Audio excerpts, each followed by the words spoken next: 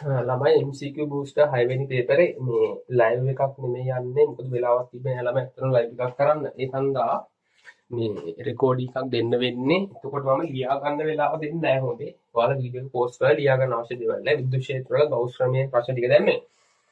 පළවෙනි ප්‍රශ්නේ භාෂණ සංවේද පෘෂ්ඨයන් අතුරෙන් කුමක් කරහා සඵල විද්‍යුත් ශ්‍රාව්‍ය ධනාගයක් ගන්න. ළමයි ගෞසියන් පෘෂ්ඨයක් කියන්නේ සංවෘත කල්පිත පෘෂ්ඨයක් ඈ. එතකොට මේ වගේ පෘෂ්ඨයක් හරහා තියෙන මේ තමයි පෘෂ්ඨය. මෙයා ඝන ගෝලයක් පිළිගන්නකො. ඝන වස්තුවක්. ඒතර මේ වගේ පෘෂ්ඨයක් හරහා තියෙන ශ්‍රාවය ශෛව ලියන්න පුළුවන්. එයාගේ ඇතුලේ තියෙන ආරෝපණය බෙදලා එප්සයිලොන්ගේ මාධ්‍ය පාරවිද්‍යතාවය. අවට මාධ්‍ය පාරවිද්‍යතාවය. එප්සයිලොන් නෝට් දැම්මත් කමන්නේ වාක්‍ය නම් ඉන්නේ. එතකොට මෙතන ආරෝපණය ධන වෙන්නත් පුළුවන්.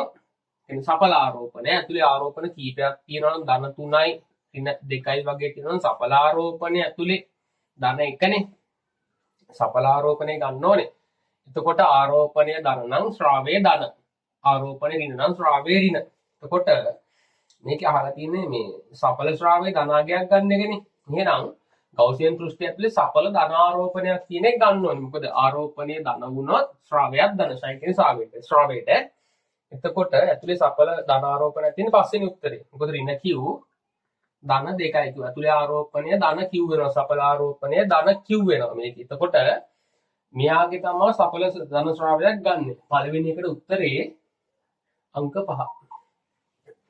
ලොකුවෙන් ලියාගෙන වෙලා දෙන්න තුින්න ළමයි. ළමයි දෙවෙනි එකේ අහන්නේ දී ඇති වස්තු හරහා පවතින සඵල ශ්‍රාවය දී ඇති වස්තුව හරහා පවතින සඵල ශ්‍රාවය ශුන්‍ය කිරීමට කිව්වන් ආරෝපණයගේ වෙනස් කළ යුතුද කුමනගයක් කෙසේ වෙනස් කළ යුතුද කියලා අහන්නේ.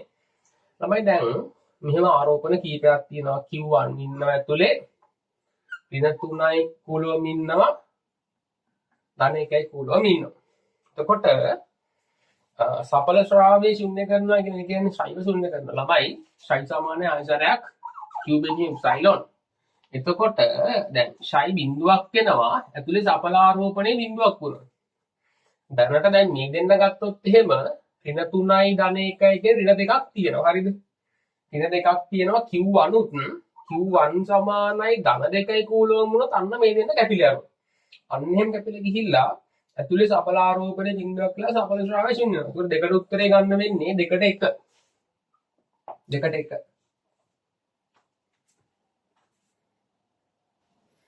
තුන්වෙනි ප්‍රශ්න තමයි අහලා තියෙන්නේ S1 S2 දී ඇති ආරෝපණ කිහිපයක් අන්තර්ගත වන සංවෘත ගෞසියන් පෘෂ්ඨ දෙකක්ලු S1 හරහා සඵල විද්‍යුත් ශ්‍රාවයේ බෙදීම S2 හරහා සඵල විද්‍යුත් ශ්‍රාවය හරින තමයි ගෞසියන් පෘෂ්ඨ දෙකයි. S1 උයි S2 උයි හරිද? එතකොට මෙතන තියෙන ඍණ 2යි Q එකක් ධන 2යි Q ධන 3යි Q ධන 5යි Q දැන් ධන 1යි C කියලා තියෙනවා. එකම හදන්න ධන 1යි C එතන යා ධන Q. තමයි S1 ඇතුලේ සඵල ආරෝපණය S1 ගත්ත තුන්වෙනි ප්‍රශ්නේ කරන්නේ. S1 ඇතුලේ සඵල ආරෝපණය ධන 3යි Q. මොකද මේ ධන දෙක ඍණ දෙක කැපෙනවා. S2 ඇතුලේ සඵල ආරෝපණය ගත්තොත් ඒක 5යි 1යි 6යි 6න් දෙකක් ගියාම 4යි. 4යි කූලම් දාන. ළමයි සඵල ආරෝපණය කියන්නේ සඵල ආරෝපණ නිර සඵල ශ්‍රාවයනේ අහන්නේ. ශයි සමානයි. තමයි ශයි1 බෙදීම ශයි2 කියලා ගන්නවා. S1 හරහා ශ්‍රාවයේ ශයි1 කියනනම් S2 හරහා ශ්‍රාවයේ ශයි2 කියනනම් ශයි1 කියන්නේ එයාගේ ඇතුලේ තියෙන ආරෝපණය එයාගේ මාධ්‍ය පාරවිද්‍යතාවය බෙදෙන සයිල නෝට්. කියමුකෝ වාතය කියලා. එතකොට ශයි සමානයි කිව්වදීම සයිල නෝට් සමීකරණය. එතකොට ශයි2 ගන්න ගියාම එයාගේ තුලින් සඵල ආරෝපණය 4යි කිව්වා. ඒක බෙදනවා එයාගේ පාරවිද්‍යතාවයෙන්. එතකොට උත්තරේ එනවා 3 බෙදීම 4යි කියලා. උත්තරේ අංක 3. හතරවෙනි ප්‍රශ්නේ පහත් දී ඇති ගෝලාකාර ගෞසියන් පෘෂ්ඨ සම්බන්ධ ගෑලි ප්‍රකාශ සලකා බලන්න. ප්‍රකාශ තුනක් තියෙනවානේ.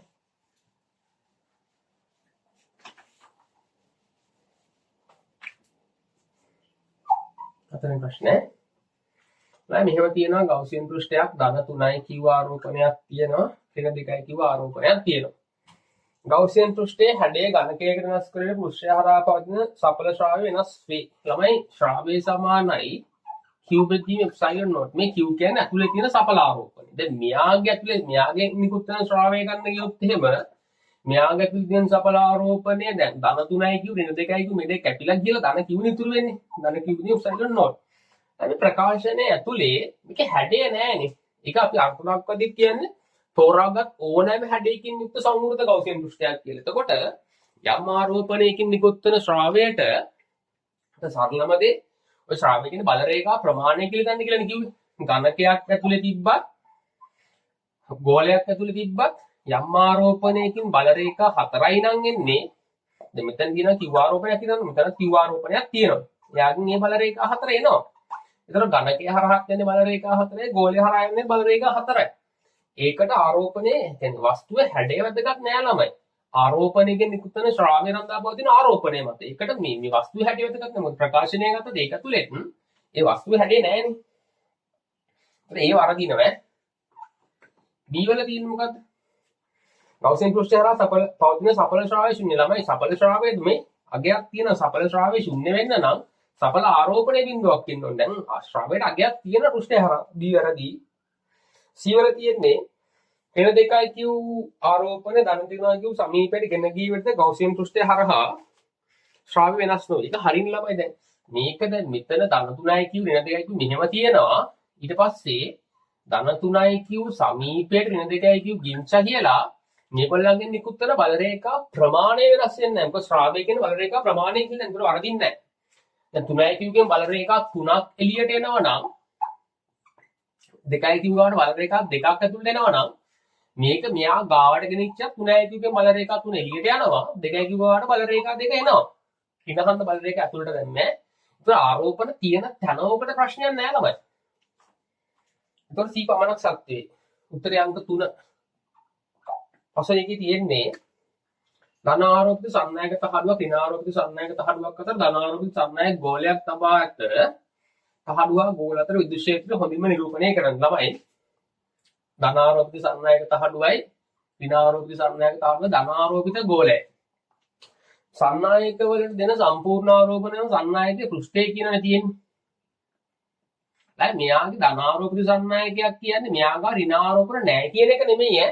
මෙයාගේ තියෙන ඍණ ආරෝපණ ප්‍රමාණයට වඩා වැඩිපුර යාගව ධන ආරෝපණ තියෙනවා ඈ. ඒයි තේරුම. ධනෙ මෙයාගේ පෘෂ්ඨයෙන් තමයි සන්නායකනේ. මෙයාගේ පෘෂ්ඨයට ලම්බකව බල රේඛා ඊට එන්න ඕනේ. ළමයි මෙයාගේ ඇතුළට බල රේඛා එන්න පුළුවන්. හැබැයි පෘෂ්ඨය හර පදාර්ථයේ තුලට යන්න බෑ සන්නායක හන්දා. ඒ වගේම සන්නායක පෘෂ්ඨයට බල රේඛා ලම්බකයි. මෙයාගේ ලම්බක වෙනේවා මෙයාට ලම්බකව වදින්න ඕනේ. මෙහෙම ධනෙන් ඉවතට ලම්බකව මෙයාට වදිනවා. ළමයි ඊට පස්සේ තියෙන දේ තමයි දැන් මෙයාගේ ඇතුළට බල රේඛා 3ක් ආවනේ. පෘෂ්ඨය ඇතුළට යන්න පදාර්ථයේ තුලට යන්න බෑ සන්නායක හන්දා. ඒ වගේම පෘෂ්ඨයට ලම්බක වෙන්නත් ඕනේ. අනිත් එක තමයි මෙයාගෙන් බල රේඛා 3ක් එයාට ආවම 3ට වඩා වැඩි ප්‍රමාණයක් එයාගෙන් එළියට යන්න ඕනේ. මොකද මෙයා සඵල ධනාරෝපණයක් තියෙන්නේ. එහෙනම් මෙයාගෙන් බල රේඛා 5ක් ඇඳලා මම ඇඳ තුන්වෙනි රූපේ. බල රේඛා 5ක් එළියට. මොකද සඵල ධනාරෝපණය. ඒ වගේම පෘෂ්ඨයට ලම්බක වෙන්නත් ඕනේ. මෙයාටත් ලම්බකයි. සන්නායක පෘෂ්ඨයට බල රේඛා ලම්බකයි. පරිවාරක නොවන කතාව නේ. බල රේඛා 3ක් ඇතුළට ආව. මොකද මෙයා ධනාරෝපිත සන්නායක ගෝලයක් කියන්නේ එයාගාව ඍණාරෝපණ නැහැ කියන එක නෙමෙයි. එයාගාවදී ඍණාරෝපණ ප්‍රමාණයට වඩා එයාගාව ධනාරෝපණ වැඩි. ඉතින් බල රේඛා 5ක් එළියට ඇඳා මේ තීරවල මම ඉගෙනුවා සන්නායක පෘෂ්ඨයට ලම්බකයි. ඉතින් මෙයා ඍණාරෝපිත තහඩුවන්ද එයා විතර බල රේඛා. එතකොට පහට උත්තරේ වෙන්නේ 3.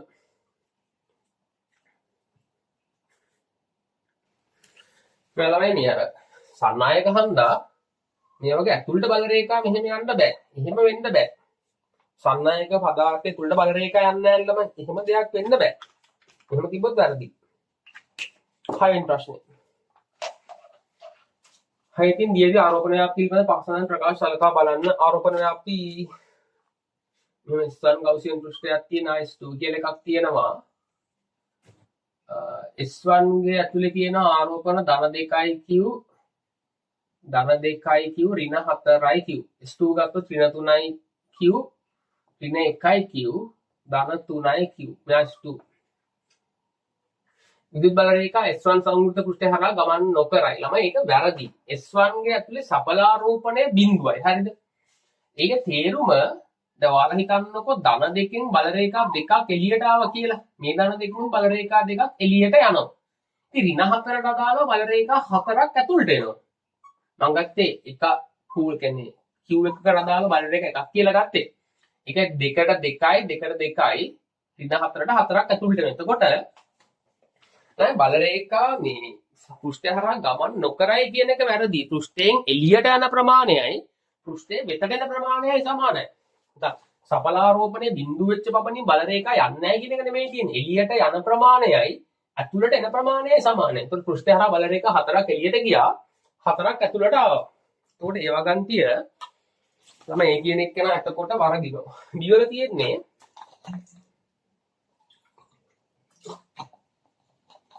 ගණ තුනයි කිව්ව ආරෝපණ නිසා කියන සම්පූර්ණ විද්‍යුත් ශ්‍රාවය ඒකේ අනිගොත් ආරෝපණ මත රඳාවන පවතී. ඒක හරි ළමයි. ඒ වරදිනවා කිසියම් ආරෝපණයකින් නිකුත් වෙන ශ්‍රාවය බල රේඛා ප්‍රමාණය එතන තියෙන වෙන කිසිම ආරෝපණයක් මත රඳා පවතින්නේ නැහැ. ආරෝපණ එකිනෙකට ස්වයත්තයි කියලා ගන්න. කිසියම් ආරෝපණයකින් නිකුත් වෙන ශ්‍රාවය රඳා පවතින ළමයි ඒ ආරෝපණය මත පමණයි. ඒතකොට B කියන එක්කෙනා එහෙනම් එයා හරි B හරි. C වල තියෙන්නේ S2 සංවෘත පෘෂ්ඨය හරහා සඵල ශ්‍රාවයේ ශුන්‍ය නොවේ. ළමයි සඵල ශ්‍රාවයේ ශුන්‍ය වෙන සඵලාරෝපණයේ බිඳුවක් වෙන මේක මේ කල්පිත පෘෂ්ඨ මෙයා ප්‍රශ්න පෘෂ්ඨේ හිටියට ප්‍රශ්නයක් නෑ. S2 හරහා තියෙන ආරෝපණය S2 ඇතුළේ තියෙන ආරෝපණය හොයන්නේ මේ ඔක්කොම ආරෝපණ ටික තියෙන S2 ඇතුළේ. S2 ඇතුළේ ගත්තොත් ඍණ 3යි කියු ධන 3යි කියු කැපිලා බලන්න S2 පෘෂ්ඨය ඇතුළේ ඍණ 1යි කියු සඵලාරෝපණයක් ඉතුරු වෙනවනේ. ඍණ 1යි කියු සඵලාරෝපණයක් S2 ඇතුළේ ඉතුරුනවා නේද? ඉතුරු ඔක්කොම ශුන්‍ය මේ පෘෂ්ඨ S1 පෘෂ්ඨයේ තිබ්බට ප්‍රශ්නයක් නෑ ශ්‍රාවයේ හොයද්දී මේවා කල්පිත පෘෂ්ඨ. ඒතකොට S2 පෘෂ්ඨය හරහා සඵල ඍණ ශ්‍රාවයක් තියෙන මොකද සඵල ඍණාරෝපණයක් ඇතුළේ ඉතුරු වෙනවා. C වර්ගිනවා ළමයි. ඒතකොට C වරදිනවා. එතකොට ශුන්‍ය නොවේ කියලා කියන්නේ ඒක හරි ළමයි. ශුන්‍ය නොවේ. ශුන්‍ය වේ කිව්වනම් වැරදි. ශුන්‍ය නොවේ කියන හන්ද වරදිනවා. මොකද සඵල ඍණ ශ්‍රාවයක් තියෙනවා. 6ට උත්තරය එන්නේ එතකොට B හරි C හරි. 3 ඒකට 3 7 මොකක්ද තියෙන්නේ? 7 තියෙන්නේ පෙන්වා ඇති පරිදි S1 S2 හා S3 S4 කියන සමු සමාන හා ප්‍රතිවිරුද්ධ ධන Q ඍණ Q ආරෝපණ දෙකක් සමීපයේ ආරෝපණ දෙකක් සමීපයේ අඳින ලද ගෞසිය පෘෂ්ඨ හතරක ලියු S1 S2 S3 හා S4 පෘෂ්ඨ හරහා සඵල විද්‍යුත් ශ්‍රාවය පිළිවෙලින් Ψ1 Ψ2 Ψ3 Ψ4 මගින් නිරූපණය වෙනවලු. පාසනන් කුමක් නිවැරදිද කියලා අහන්න ළමයි. බලන්න S1 ගේ ඇතුලේ කිසිම ආරෝපණයක් නැහැනේ. S1 ගේ ඇතුලේ කිසිම ආරෝපණයක් නැහැ කියන S1 නිකම් මෙහෙම තියෙන. ඒතකොට S1 හරහා ඇතුලේ ආරෝපණයක් නැහැ කියන්නේ එයාගේ ශ්‍රාවයේ බිඳුව බෙදින එප්සයිලොන්. ඒතකොට එයාගේ ශ්‍රාවයේ බිඳුවයි. S2 ගත්තොත් ළමයි S2 ගේ ඇතුලේ ධන ආරෝපණයක් තියෙනවා. ඒතකොට S2 ගේ ශ්‍රාවයේ ධන. S3 ගත්තොත් S3 ගේ ඇතුලේ ඍණ ආරෝපණයක් තියෙනවා. S3 ගේ ශ්‍රාවයේ ඍණ. S4 කියන ළමයි ලොකු එක්කෙනානේ. ඒතකොට S4 ගේ ඇතුලේ දැන් අර මෙතන ඍණාරෝපණේ ඍණ කිව් එක ඉන්නවා. ඒක S3 ගේ ඇතුලේ හිටියා කියලා S4 ගේ ශ්‍රාවයේ ප්‍රශ්නයක් නෑ ළමයි. දැන් S2 ගේ ශ්‍රාවයේ දැන් S2 කියන එක්කෙනා ඇතුලේ තමයි ධන කිව් එක ඉන්නේ. ඒක ප්‍රශ්නයක් නෑ S4 ගේ ශ්‍රාවයේ හොයන්න ගියාම. S4 ගේ ශ්‍රාවයේ හොයන්නේ S4 ගේ ඇතුලේ සඵලාරෝපණේ බිඳුවයි ළමයි. S4 ගේ ඇතුලේ සඵලාරෝපණේ බිඳුවයි. ඒතකොට S4 හරහා සඵල ශ්‍රාවයක් බිඳුවයි.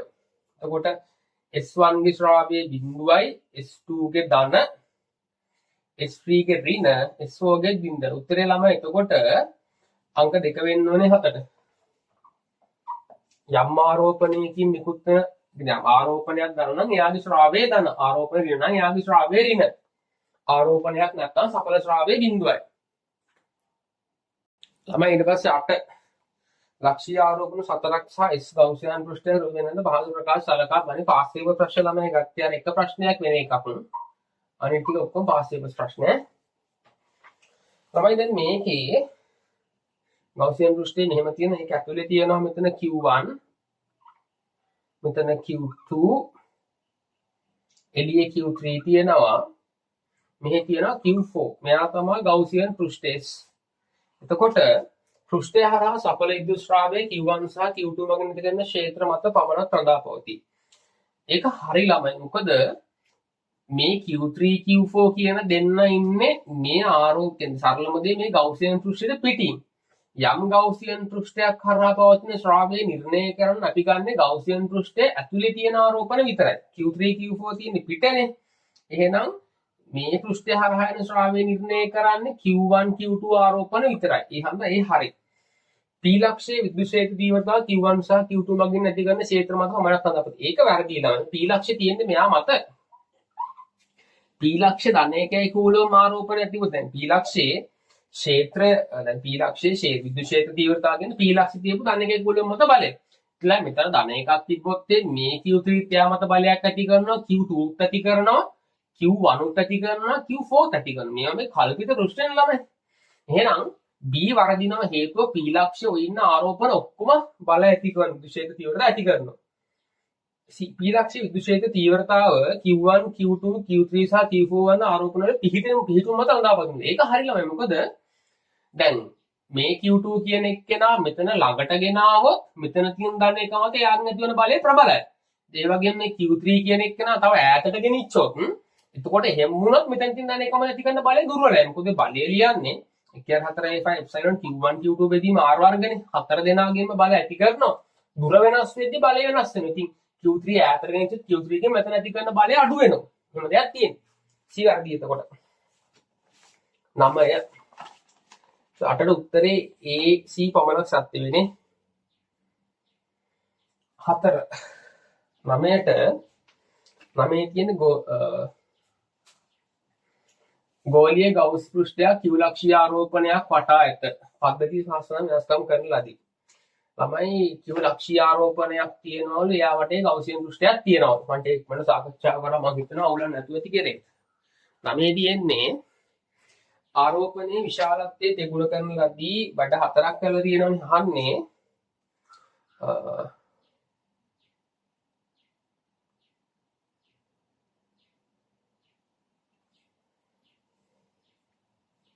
මේ ප්‍රශ්න එක්කෙනෙක්ට ලියලා කියව ගත්තේ ළමයි ප්‍රශ්න හරියට ලියලා නැහැ යා.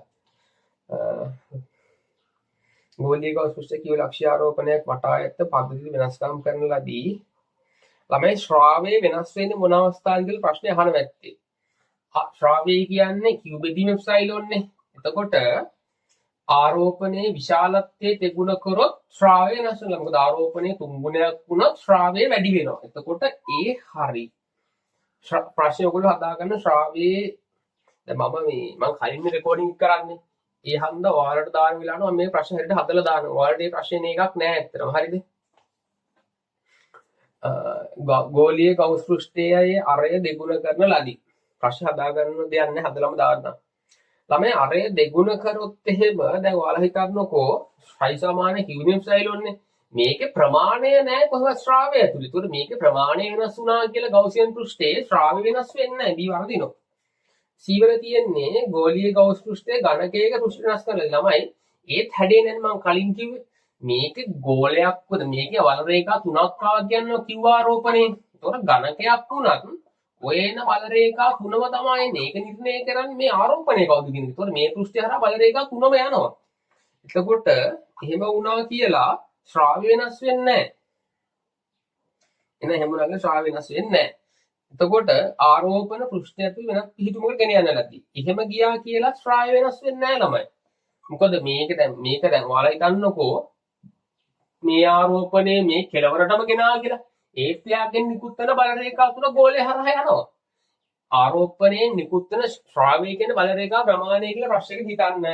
බල රේඛා කොච්චරක්ද කියලා තීරණය කරන්නේ ආරෝපණයේ ප්‍රමාණය. D කරදී ළමයි. එතකොට ශ්‍රාව්‍ය වෙනස් කරන්න පුළුවන් ආරෝපණයේ ප්‍රමාණය වෙනස් කරලා විතරයි. ඒක 9ට උත්තරේ වෙන්නේ 1. 10 තියෙන්නේ සංයුක්ත පෘෂ්ඨයක ඇතුළත් වන විද්‍යුත් ක්ෂේත්‍ර බල රේඛා සංඛ්‍යා විද්‍යුත් බල රේඛා සංඛ්‍යා විද්‍යුත් ශ්‍රාවය එයින් පිටවන සංඛ්‍යාවට වඩා වැඩිලු. තමයි දැන් බලන්න ආපු බල රේඛා සංඛ්‍යාව එළියට ගිය ප්‍රමාණයට වඩා වැඩිලු. ඉතින් ළමයි දැන් මෙහෙම දැන් ඒක සන්නායකද පරිවාරකද කියලා නැහැ. හරිද? අපි ගමුකෝ 3ක් ආවා 2ක් ගියා. ඉතින් ආපු ප්‍රමාණය වැඩිනේ.